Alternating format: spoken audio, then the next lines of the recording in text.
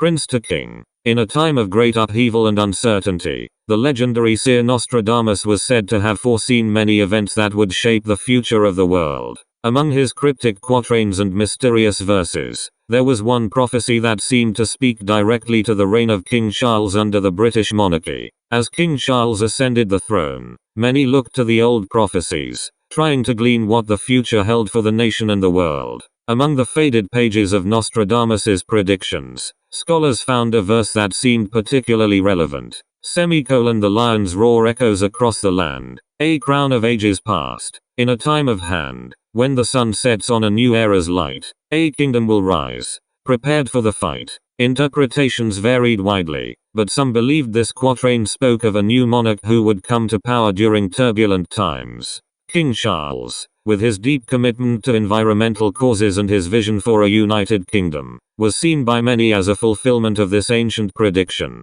His reign began amid a world grappling with climate change, political unrest, and a pandemic's lingering effects. But for me, the story of King Charles began long before his ascension to the throne. It was a time when he was still a prince, known for his charitable endeavors through the Prince's Trust. I was just 15 or 16 when a severe bout of glandular fever landed me in the hospital. They induced a coma, and I was out for 6 weeks. Just after regaining consciousness and leaving the hospital, I joined a team organized by the Trust, tasked with climbing a mountain. The journey was grueling, especially for someone just out of the hospital. In my team were an older lady, whom everyone doubted would be able to make it, and another lad around my age. I ended up carrying their backpacks along with my own, helping both of them up and down the mountain. Despite my own struggles, I showed a resilience and strength that belied my years. We made it to the top and back down, exhausted but triumphant. When I reached the base, they handed me a flimsy certificate, the crappiest one you could get, after all I'd endured. Pissed off, I ripped it up in front of them. You must be taking a piss, I thought. Bloody hell, I felt so vindicated, but still angry. What's this world turning into? I'm sure someone was taking pictures for the paper. Years later, as King Charles implemented his Green Renaissance, memories of that mountain climb came rushing back. The skepticism that met his ambitious plans echoed my own frustrations from that day. You've got to be shitting me, people said, doubting his vision just as they had doubted my strength.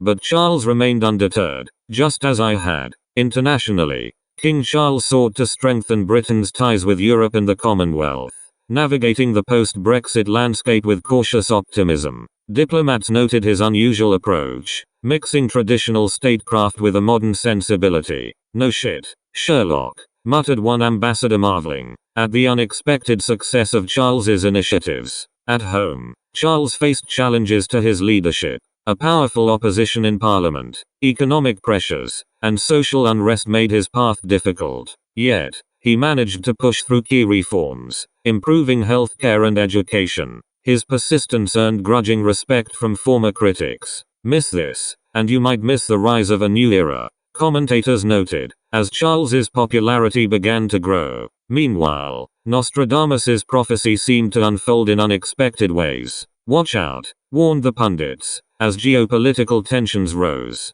Conflicts in distant regions threatened global stability. Yet under Charles's steady hand, Britain maintained a delicate balance of power, often stepping in as a mediator. One day, while reviewing the nation's progress, an aide brought a curious detail to King Charles's attention. An old, dusty book of prophecies had been discovered in the royal archives, with a note suggesting it had belonged to Nostradamus himself. The book contained a series of predictions that eerily matched the events of Charles's reign. You've got to be shitting me, the aide said in amazement. Charles, ever the pragmatist, took this as a sign to continue his efforts with renewed vigor. He believed that if Nostradamus had truly foreseen his reign, it was a call to rise to the occasion and led his people with wisdom and courage. As the years passed, his leadership became a beacon of hope in a world fraught with challenges. In the end, King Charles's legacy was one of resilience and foresight, a fitting match for the enigmatic words of Nostradamus.